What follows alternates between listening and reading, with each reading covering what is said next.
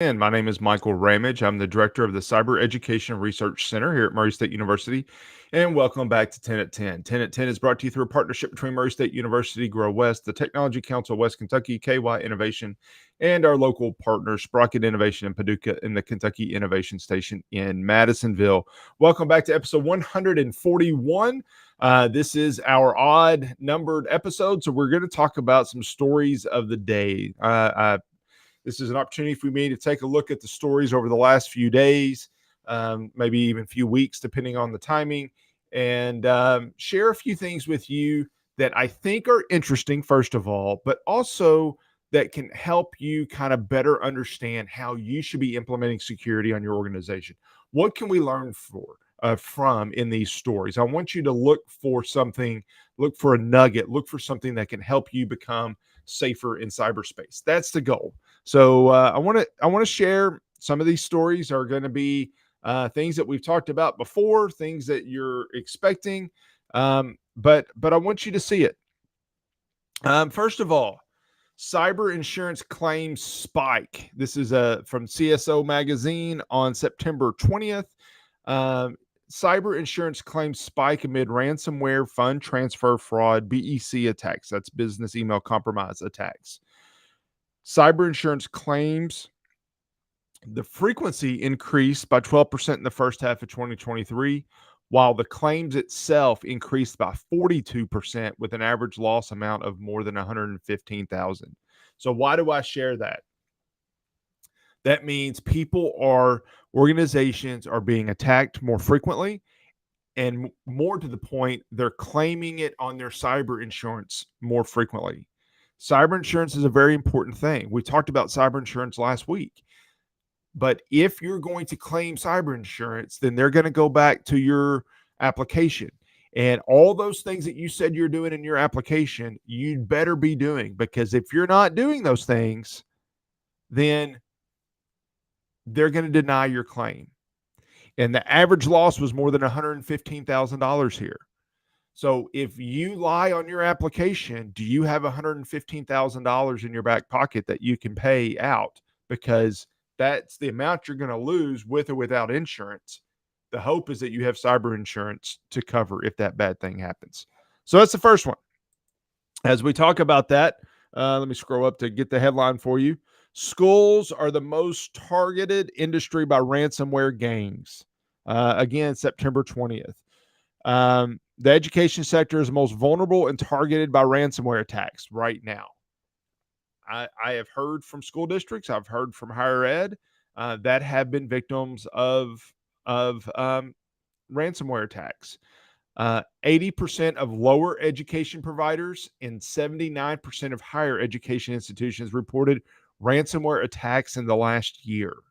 Now, to be clear, that doesn't mean that FERPA data, which is student records or financial records, are compromised. That does not mean that. If an organization, whether it's education, healthcare, or just a small business, gets hit with a ransomware attack, it could be an isolated incident. It could just be that computer. Actually, if you follow the best practices that we share on 10 at 10 or other places, then you know that you don't need, or that with best practices, that incident is isolated. So let me make sure that I point that part out.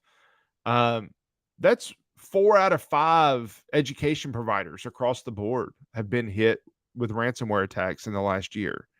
That again doesn't mean that data has been leaked necessarily in every case, but that's a big number.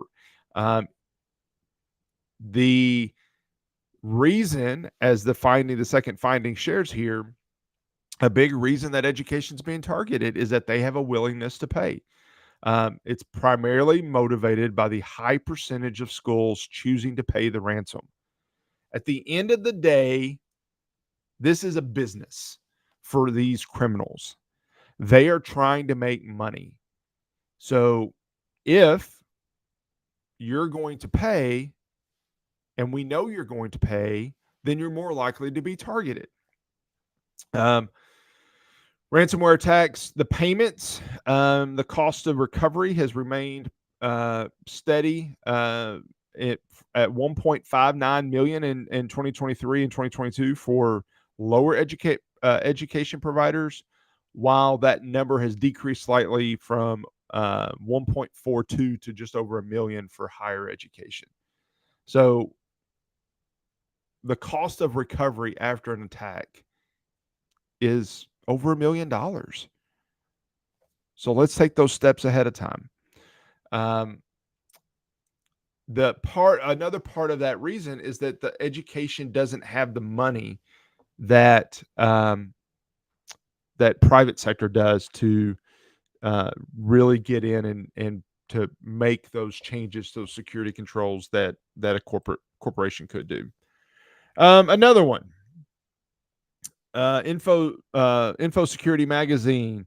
Scams make up 75% of cyber threats. Based on new data from Norton's, scams make up 70% of threats.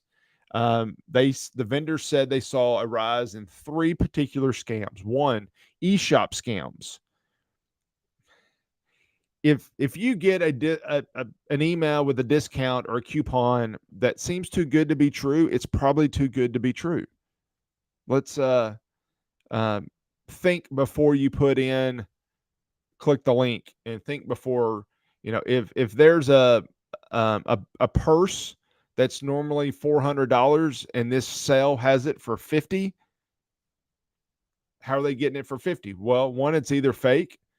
Two, it's either stolen, or three, it's a scam. Be very mindful of that. Sextortion, where scammers threaten to release compromising information on a victim unless they pay. This has been around for a long time. Often, scammers will say they were able to hack your web camera, and they have a picture of you changing, or a picture of you in doing something compromising, and they try to force you to pay. I have heard of stories. Actually, I remember an attorney general from Georgia that was sharing a story that a woman, somebody did hack their web camera, had a picture of her topless, and then was forcing her to do more on the camera, or they would release the pictures online. It's horrible, but it's a thing. Now, do they actually have pictures of you? That example, they did, but they don't necessarily have to have pictures for you to be worried enough to pay. That's the trick. That's the scam. Tech support, the classic change your password. I need access to your computer, and they use that to steal information. Don't fall for it. Don't fall for it. Last two, I just want to point out pretty quickly, but first, Google agrees to pay $93 million settlement in California's location privacy lawsuit. Short story on this. Consumers were allowed to opt out of location tracking, and Google still tracked it. That the way they did it was a little more technical, a little different than what they initially were doing, but they misled consumers. They violated the privacy law, and they had to pay $93 million. That's a big number. I know Google's a little bit different than most people that are listening to this, but that's a big number. And then finally, I want to share this. Penn State University got hit with a lawsuit from the feds over false claims dealing with cyber compliance. So essentially, what they did is they said that they were following the rules. They were following the cybersecurity protocols, the governance when working with the federal government, and they weren't. If you agree in a contract that you're following these things, then that's an important piece. Now, this is probably more severe than what a lot of our contracts say that's for folks that are watching this, but that threat of a lawsuit should be in your mind, and make sure that you are doing what you say you're doing. All right. That's it for today. Those are 5 stories that I think all should teach us a lesson. Hopefully, you found something in those. Hope you found those interesting. If you have questions, please don't hesitate to reach out to me. Again, as always, I appreciate you tuning in, and I'll see you back here next week on 10 at 10. Thank you. Bye.